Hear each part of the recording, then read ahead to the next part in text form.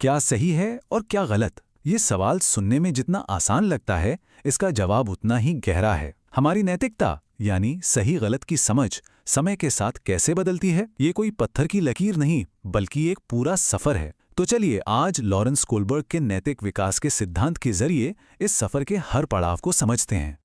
कभी सोचा है कि हम क्यों मानते हैं कि कुछ चीजें सही हैं और कुछ गलत? क्या ये बस समाज के बनाए हुए नियम हैं, या सजा का डर है, या फिर हमारी नैतिकता की जड़ें इससे कहीं ज्यादा गहरी हैं? यही सवाल आज के हमारे इस विश्लेषण का केंद्र है। मनोवैज्ञानिक लॉरेंस कोलबर्ग ने भी इसी सवाल पर बहुत गहराई से सोचा और उन्होंने एक बड़ा ही दिलचस्प आइडिया सामने रखा कि हमारी नैतिक समझ जन्म से तय नहीं होती, बल्कि ये बचपन से लेकर बड़े होने तक कई अलग अलग स्टेज से गुजरती है और विकसित होती है। कोलबर्ग के सिद्धांत को समझने के लिए इसे एक नैतिक सीढ़ी की तरह सोचिए। इस सीढ़ी के 3 बड़े लेवल हैं, और जैसे जैसे हम इस सीढ़ी पर ऊपर चढ़ते हैं, सही और गलत के बारे में सोचने का हमारा तरीका पूरी तरह से बदल जाता है। चलिए इस सीढ़ी के पहले पायदान से शुरुआत करते हैं। तो ये है हमारी नैतिक यात्रा का एक तरह से नक्शा। हम शुरुआत करेंगे पूर्व पारंपरिक लेवल से, जहां सारा ध्यान खुद पर होता है। फिर हम पहुंचेंगे पारंपरिक लेवल पर, जहां समाज और दूसरे लोग सेंटर में आ जाते हैं। और आखिर में हम बात करेंगे उत्तर पारंपरिक लेवल की, जहां बड़े बड़े सिद्धांत सबसे जरूरी हो जाते हैं।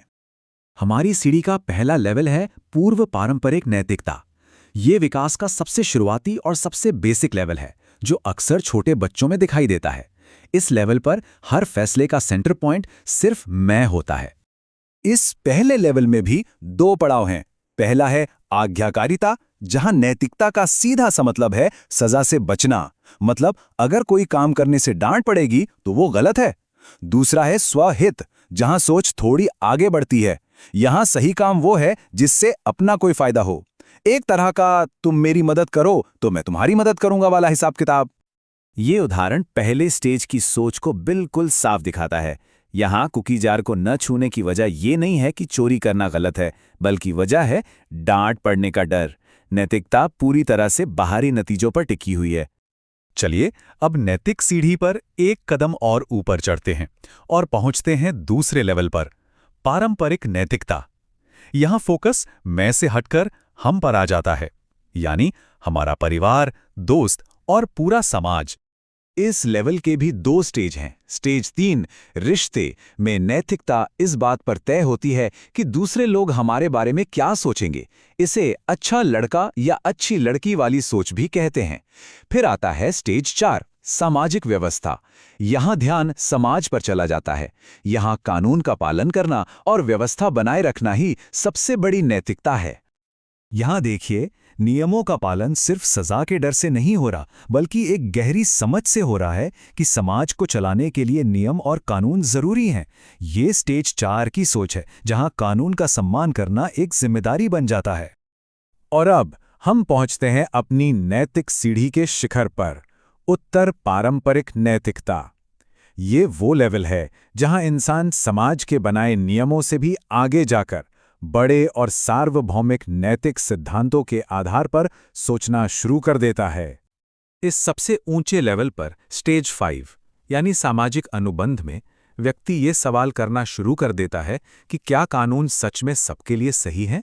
और आखिर में स्टेज 6 सार्वभौमिक सिद्धांत में व्यक्ति अपनी अंतरात्मा और सार्वभौमिक मूल्यों जैसे न्याय, समानता और मानवाधिकार के आधार पर फैसले लेता है, भले ही वो उस समय के कानूनों के खिलाफ ही क्यों ना हो। ये उदाहरण स्टेज 6 की सोच को बहुत अच्छी तरह दिखाता है।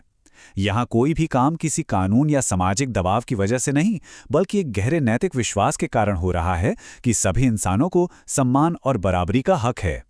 यही कोलबर्ग के सिद्धांत में नैतिकता का सबसे ऊंचा स्तर है। तो कोलबर्ग की इस नैतिक सीढ़ी के तीनों लेवल्स को हमने समझ लिया है। अब इस पूरे सिद्धांत से जो कुछ जरूरी बातें निकल कर आती हैं, उन पर एक नजर डालते हैं। ये ग्राफ एक बहुत ही दिलचस्प बात बताता है। कोलबर्ग का मानना था कि ज्यादातर वयस्क लोग अपनी नैतिक सोच में पारंपरिक लेवल पर ही आकर रुक जाते हैं।